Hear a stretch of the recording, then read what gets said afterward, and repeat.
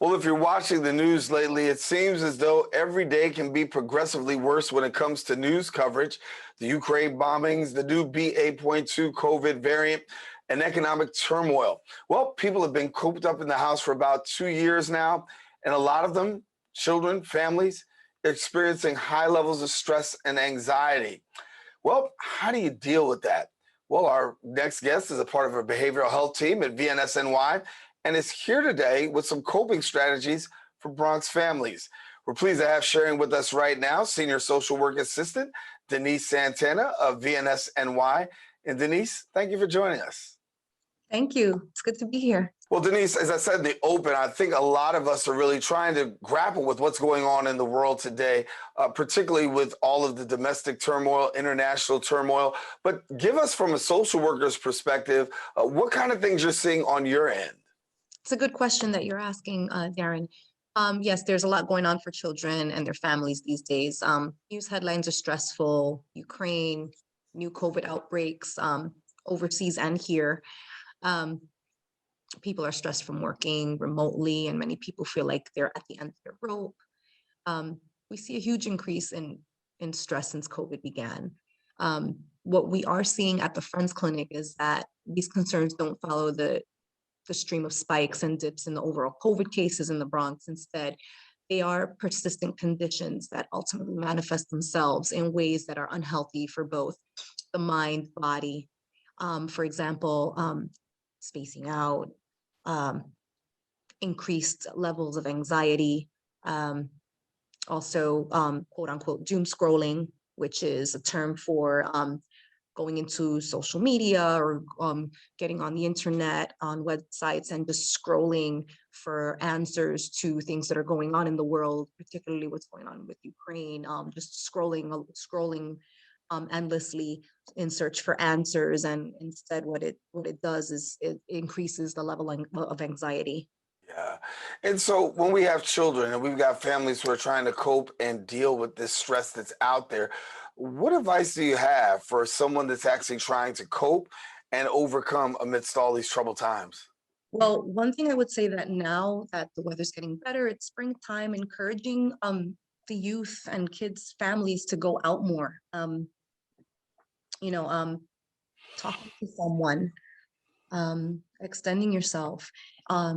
Also, if you feel the need to want some type of support with in terms of the Ukraine, there's websites, there's things you can do, there's organizations, there's churches, there's community organizations that you can get involved in, just so that you can be a part of something and show some support. Yeah. And for yourself, I want to say also a happy Social Workers Month. This is the month where we celebrate social workers. What's it mean for you to be a social worker, particularly at a time like this? Thank you. What it means to me is, well, it just means to be of support, lending an ear, offering different ways of managing certain stressors, managing traumas, finding healthy ways to be able to express verbally, or even like finding new skills that can offer of beneficial impact, positive impact on anyone in terms of their growth and their mental health. And for you, tell us a little bit, because you're pretty busy and boots on the ground with this work. So what exactly do you do? What's the job of a social worker? Basically, what I do is I offer care for at-risk adolescents within the organization. They are home-based. We do comprehensive clinical assessments. We offer education for family members and other organizations, and just different areas of the community. Yeah. And so I want to talk a little bit about how to get this assistance, because you may have a family member, may have a child, may have someone that's really dealing with anxiety and stress and having trouble coping. What are some of the avenues that a person can go in terms of seeking out assistance? Well, in terms of seeking out assistance to through VNSNY, and that's very good that you mentioned that, Daren. One thing that they can do is they can place a referral That can be done either through schools, through a doctor. Go on to VNSNY.org. They can also call the Friends Clinic. You can call the Friends Clinic at 718-742-7000, and someone will be more than happy and ready to assist and support. Yeah. During this COVID crisis, I mean, a lot of people have definitely talked about being indoors. Isolation has been huge. Stress has been huge. Anxiety has been huge. What's it been like coming through your doors over the course of the last couple of years? Of course, not everybody could come through the doors because we had to do a lot of stuff virtually. But have you seen an increase in the need for services, particularly during this time? Yes, there have been an increase in the need for services. Things that I have seen that we have observed in the agency are things like, again, like increased anxiety, depression, sense of worry, sometimes even lack of motivation.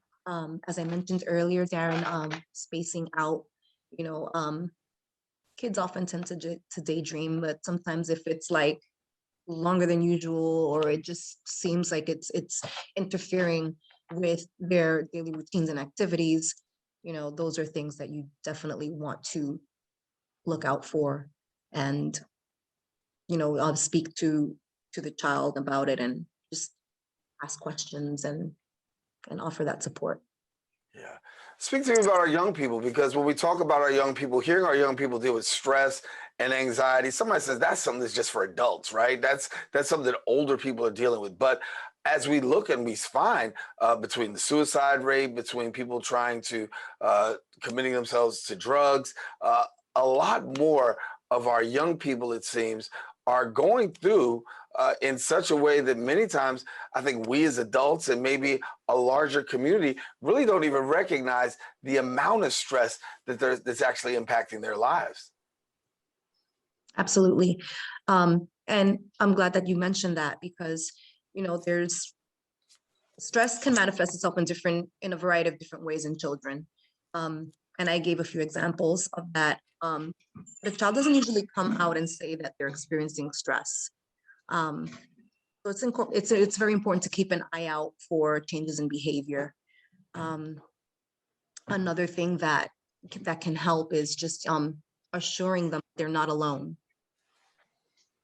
that there is support out there, and that there is someone that they can talk to. Yeah, and I think that's the best thing to help anybody to know that they're not alone, and they really have somebody that they can reach out to. Once again, would you do me a favor and just share with some of our people how they can get in touch and how they can get some of these resources that can better assist them? Because I know there are a lot of people who are really literally under the gun and feeling the weight of the world today. And you look on television. Of course, we're a media organization, so I know the images that sometimes we depict, it can be sometimes quite burdensome on somebody's life. Sure, absolutely. So you can actually reach out to VNSNY through VNSNY.org website, or you can call the Friends Clinic, which is 718-742-7100. And there's an agent there who will be readily available to provide any information that's needed. Yeah. So as we celebrate Social Work Month, I want to close with ask you, what do you find to be the best part of your job? Thank you for asking me that. That's a really great question. I think for me personally, it's providing that sense of support. I feel like empathy is something that is very important, but also along with that comes responsibility. And it's the responsibility to ensure that people are okay, and that people are receiving support, and that there's resources out there. And just to know that we're here for one another. Yeah. We're all connected. We're all connected. We're here for one another, and you're making a difference. So Deniece, thank you so much for being with us here on Open, sharing a lot about the work of social work, particularly amongst our youth in a time like this. And again, happy Social Work Month to you, and thanks for being with us. Thank you so much. I appreciate this. All righty. Deniece Santana is our guest here on Open, talking about social work. As we are saying again, happy Social Work Month to all those who work in the field. Now, I want to let you know, if you want more information, please visit their website, vnsny.org, and then also follow them on Facebook and Instagram at VNSNY. We encourage you, please don't go anywhere. We still have more show. Open continues coming up right after this.